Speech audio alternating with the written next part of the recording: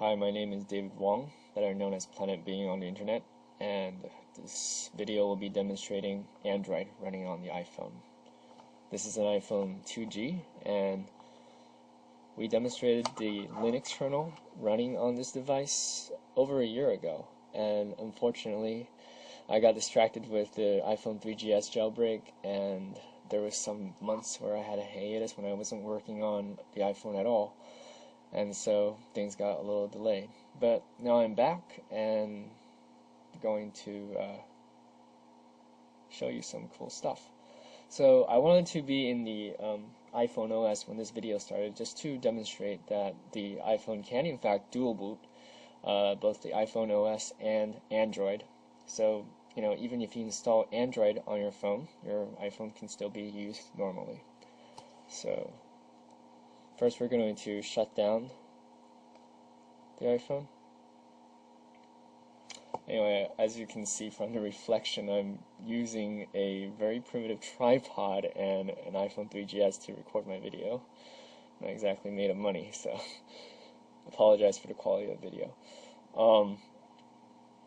Okay, so this is the OpenIBoot bootloader that you guys were shown in the previous video. Since my photoshopping skills aren't really up to scratch, there's no Android button on this bootloader. However, I've hacked it so that if you hold down the home button on the OpenIBoot console icon, it'll be a signal to boot Android. So right now it's initializing the NAND and loading the kernel and the init RAM disk from the NAND, which is the Linux kernel, of course. And now we're inside the Linux kernel. Familiar Tux logo there. Basically, my RAM disk mounts some loopback partitions on the data partition on the NAND, and then instructs Android to use that before passing control over to Android. So now Android has control, and we should see the frame buffer initialize and the Android logo come up pretty soon. So sorry for the long video, but I wanted to show you guys the whole boot process.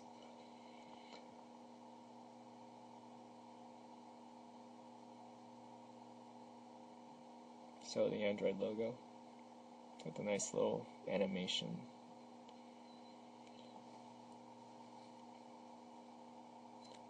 And sorry this took so long.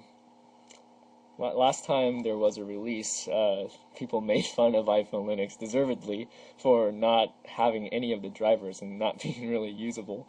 But, so I wanted to make sure that everything was usable before I showed this off. So Android's booted. I have a Rogers prepaid SIM in here, so there it is, Android. Of course, it's not really production quality yet. I'd say it's alpha quality, but pretty much everything works. First, we'll associate to the Wi-Fi.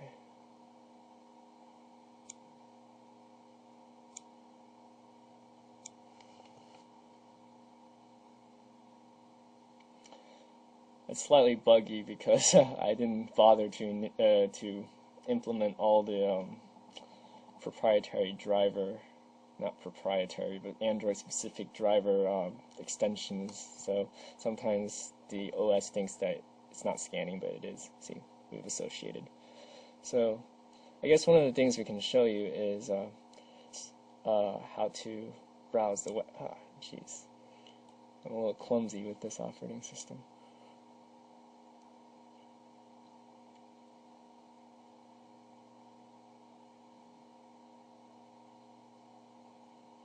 There's a little bit of a button shortage on the iPhone, so I've repurposed the volume button as the call and home buttons. So let's go to Reddit. Maybe I should have gone to Dig. There'd be fewer letters.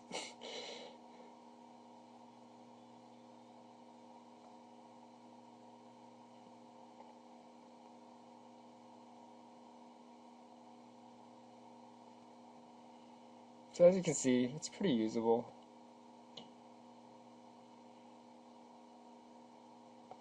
I like this feature of Android. Get a little zoom thing. You can quickly find the portion of the page you're interested in, and it'll zoom out for you.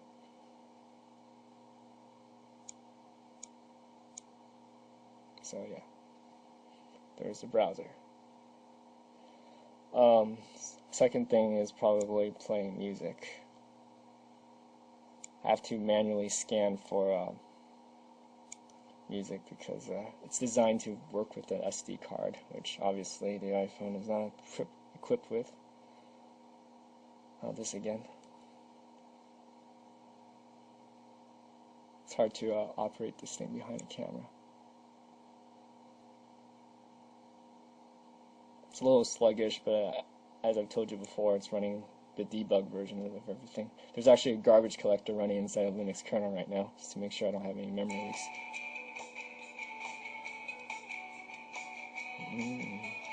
There you go. So, playing music.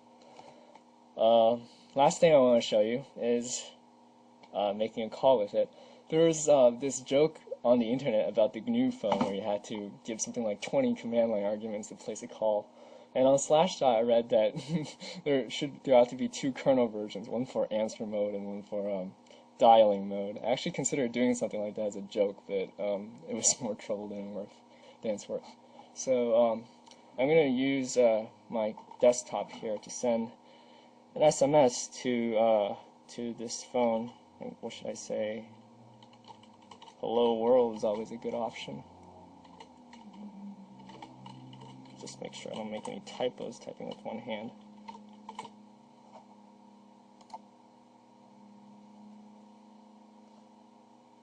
So Skype says it's sending.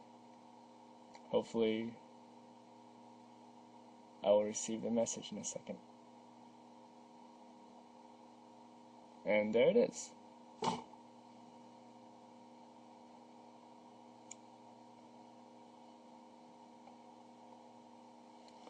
Okay, so I think the last thing to test is making a call. So I'll place a call at Skype here. You're hearing my computer speakers.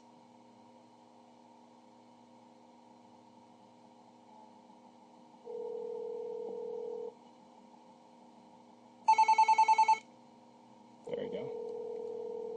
Click the answer button. Alright, so you can hear me in the speakers. Hello? Hello? There you go. So I just put it next to my, sorry, there's the GM7 noise.